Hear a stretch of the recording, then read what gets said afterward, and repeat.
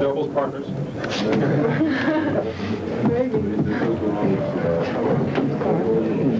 Your father was a famous runner, wasn't he? Yeah, he was in the semi-final 1956 in Melbourne. He put his muscle there, so he couldn't run the semi-final. 100 or 200? 100 and 200 meters.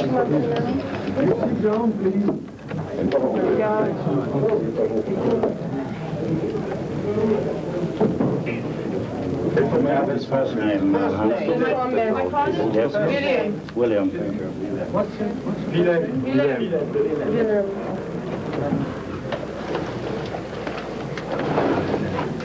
And your mother? Hana.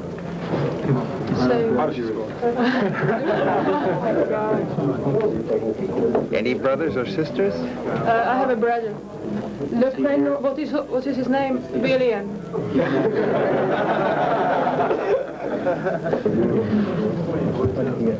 Is he also here in Paris? My brother, no, he's home and he has a child. He's a child, son, and he's William too.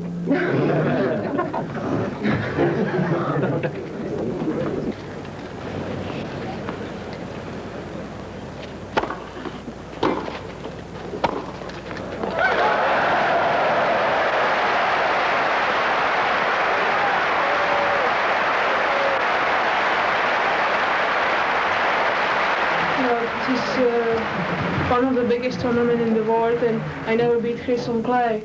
And I think it's very good if you beat Chris on clay. She's the best player on clay we never had, so I'm very happy. She certainly, I mean, she plays that way. She just, I kept thinking, well, maybe if I just hang in there, she'll have a lapse and maybe she'll make a lot of errors. But she, you know, that time didn't come, and she was hitting a lot of topspin balls. Her serve was, the bounces were so high that I found that, you know, not real comfortable hitting the balls up around my shoulder area. She just played me, you know, perfectly. Maybe it's her time now. She's gotten to the finals and she's gotten to the semifinals of all these major tournaments, and she's never really lived up to her potential. You know, everybody has their time, and I think that, you know, I think that she'll win this tournament. Talent is no doubt Mandlikova's #1 asset. But her coach, Betty Stove, seen here sitting at the back of the box, is probably to be credited also for Hana's achievements.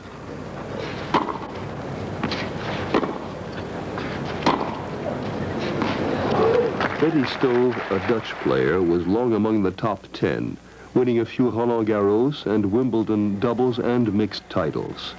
Hana explains why she asked her to become her coach. You know, last year during the Wimbledon, I lost against Ivan Gulagong, and I had set 7 seconds, 3-1 and 40-15, and I lost the match. And I went upstairs to the locker room and I started crying, and because I didn't know why I lost. And so I said, maybe I should ask somebody who can help me and who can, you know, who can really know what's going on. So I went to Betty because I knew she was looking for some pupils, for some to coach. So I came to her in Paris here last year and I asked her if she wanna coach me. And she talked to my father, she talked to my agents, and she said, okay, we can try that for a while. So she helped me a lot with my strategy, with the tactic, with the patient concentration. These 4 points were very important for me, and I improved a lot from last year. On the tournaments, I'm just trying to play relaxed and easy if I'm practicing, but if I'm at home, I'm practicing very hard for 4 hours every day, and you know, it's not really easy.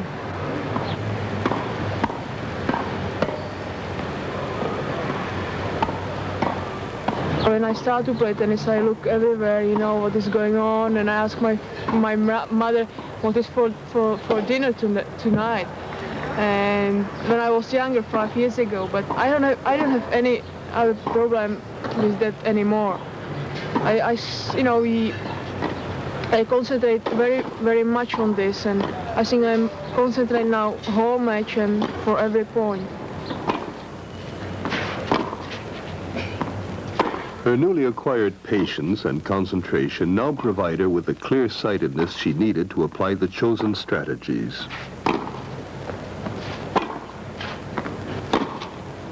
Aged 18, her exceptionally complete game is based on technical and physical assets she can now make the best of.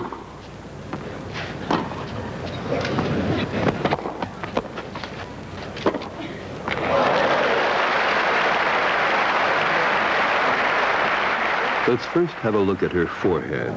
For the forehand, I'm holding continentally, like this, okay? If I'm playing to the forehand, I'm changing sometimes all the time the grips for every shot. So sometimes I'm holding the racket like this. Yeah, if I'm gonna hit topspin. Even champions don't always do what they think they're doing. The grip Hannah used for this whipped, flat forehand is actually a compromise between the two she just demonstrated.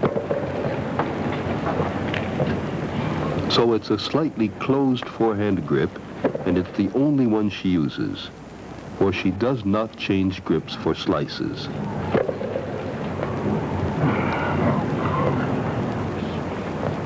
And whenever she relaxes her hand on the racket, she's always back to the same grip.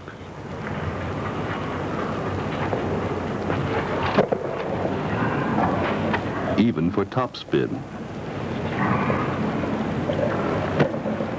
This forehand, however, usually flat, but sometimes played with spin, causes a great deal of damage on the other side of the net. There is no interval between her backswing and swing. She moves to the ball and moves back with ballet-like bounces or slides that give her gestures and footwork a total look of freedom.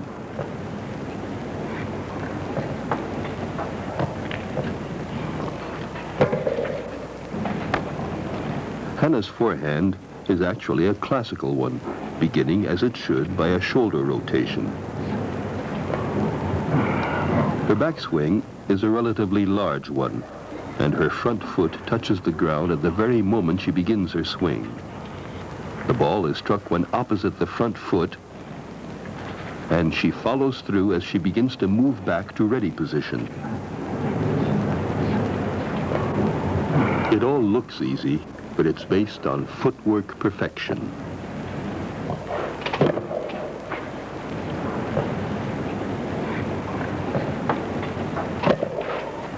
It also takes sharp physical condition, for instance, when it comes to getting down to low balls for a sound return.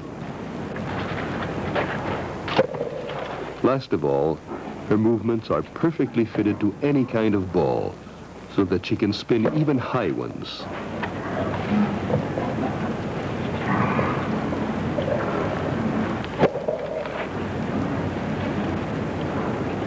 Or slice them. When Hannah wants to hit a high-speed ball, she hits it flat, and she adds a whipping effect. At the moment she begins her swing, her hand moves forward while her racket head is still moving backwards. This delay allows the racket head to produce the whipping effect as it comes back on the ball. To make this whipping forehand faster, Hannah usually hits it moving into the ball, which she does each time she gets a chance of outspeeding her opponent. The shot is a real killer. Hannah makes it even more efficient every once in a while by pretending she's going to play it and then playing the opposite shot at the last moment, therefore deceiving her opponent. My backhand, for my chop backhand, I'm holding the racket like this. It's like the forehand. I'm not changing for the forehand. The same all the time.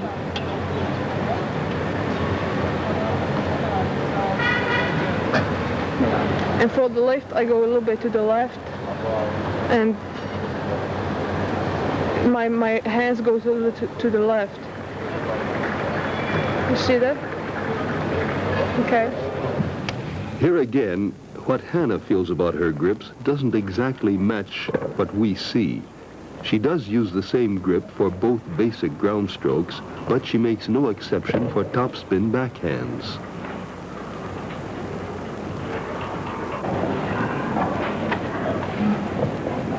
Between shots, her hand often relaxes as if to change grips, but she's always back to the same grip, whether she intends to slice her shot or not. Every necessary adjustment is therefore made by the wrist. Hannah's backhand is just as classical as her forehand. It also begins with a shoulder rotation. The racket is brought back upwards. The right elbow is close to the body. For a sliced backhand, the racket head follows a horizontal trajectory and stays slightly behind the right hand. This gives it an extra spring effect when it strikes the ball downwards opposite the front foot. This fluid, apparently effortless sliced backhand is both secure and accurate. With it, Hannah can go through a whole rally without providing her opponent with the slightest opening. It's also a deadly weapon when she uses it to return a serve and achieve perfect ball control.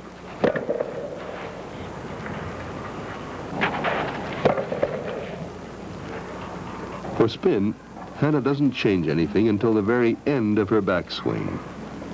The racket head doesn't turn, but the strings remain vertical while the racket comes down lower than the ball so that it can hit it upwards.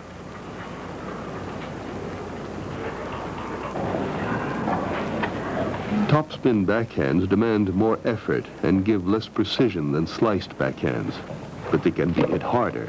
Hannah uses them whenever she wants to change pace.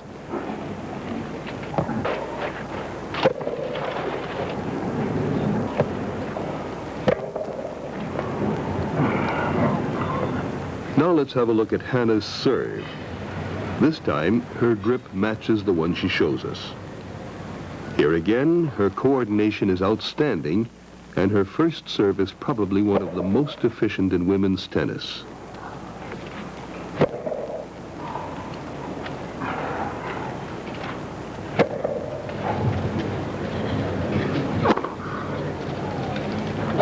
A perfectly produced action. At the moment of the toss, the position of the arms is slightly unbalanced. This is readjusted when the ball is released. The weight is still equally distributed on both legs. It shifts to the bent forward leg when the racket begins its backswing. The right shoulder is low and the arm is bent. The leg straightens, the arm reaches up and the shoulders swing, thus throwing the racket to the ball. Note the jump at the moment of impact.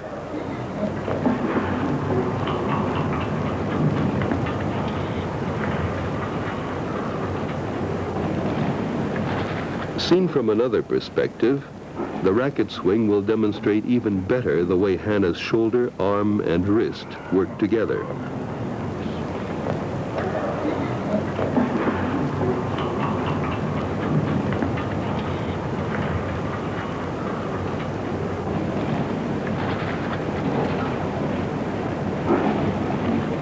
Her left foot will sometimes land on the ground before impact.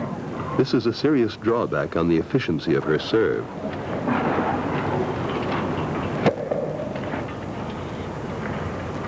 It doesn't happen on her first serves, though, which she hits neatly. But her second serve lacks confidence, and this fault often leads to a foot fault, usually unnoticed by the linesman.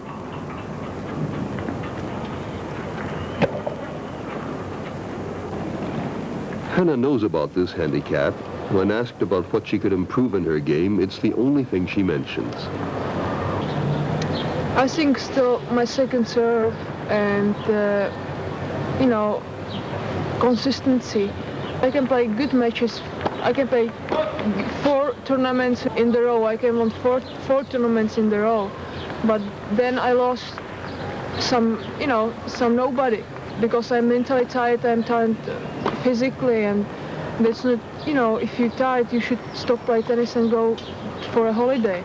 But you can't do that all the time. They want you to play. And that's very difficult sometimes. Hannah's possibilities are boundless. For this very reason, she needs physical and mental sharpness at all times. Her talents are versatile enough for her not to follow a ready-made strategy, but enable her to face any situation and to adapt her game to it. This creativity in her tennis is what makes it dangerous for opponents and attractive for spectators.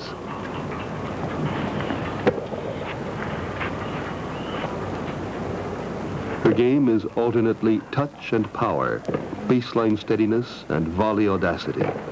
It takes a lot of muscle and nerve. It also explains Hannah's somewhat inconsistent performances.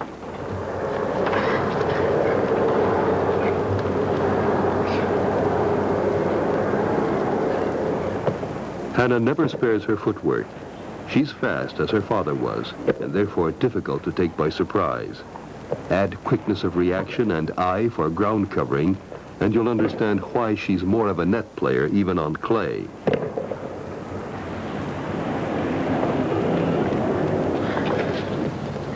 She'll spot the slightest opening to go to the net, and that's due to the speed and accuracy of her approach shots.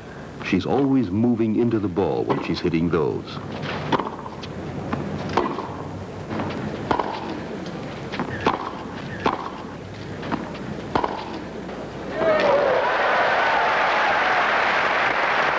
This particular situation enhances the sharpness of her footwork.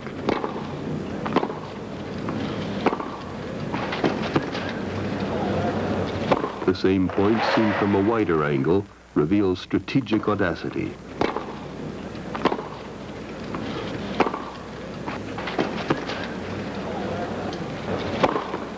Here it is again in slow motion.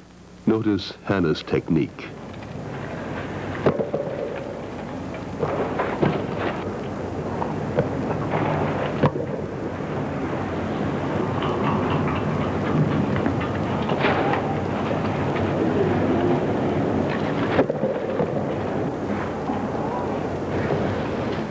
She's also more patient than she used to be.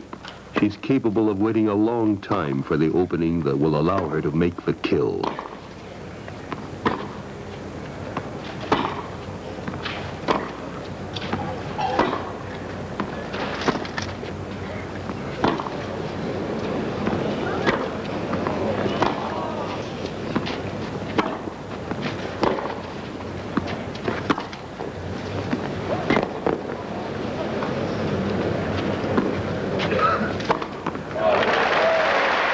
But she can also go straight for it, just after returning the serve.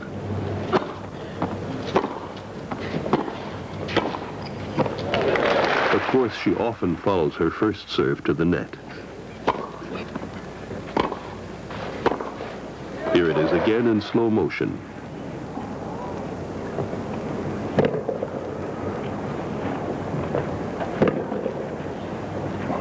This serve and volley game takes a lot of skill, especially when the opponent returns well. Watch the details of the same point.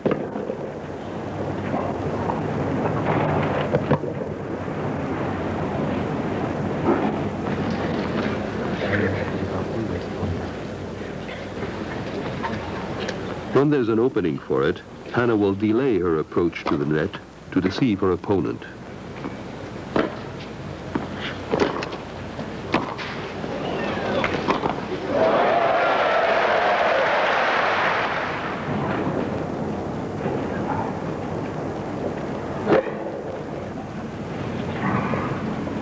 All these assets could make a rare champion out of Hannah if she expresses them fully. Her fighting spirit, fast reactions, and clear-sightedness help her make the best out of the most arduous situations with a tightrope dancer's grace and daring.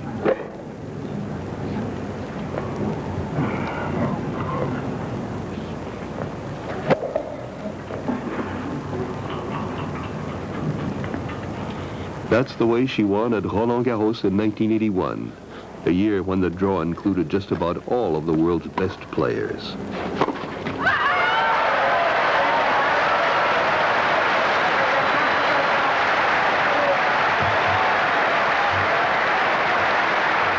Whatever way you look at it, her game is an example. HANA MANDLIKOVA is a beautiful representative of the Czech school, already famous for producing so many tennis champions.